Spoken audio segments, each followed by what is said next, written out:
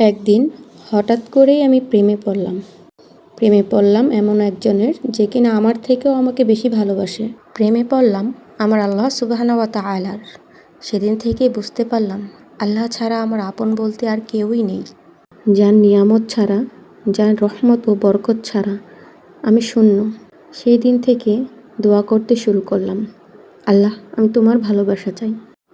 আমি ছাড়াও তোমার অনেক অনেক বান্দি আছে যারা তোমাকে ভালোবাসে, কিন্তু তুমি ছাড়া আমার আর কেউ নেই।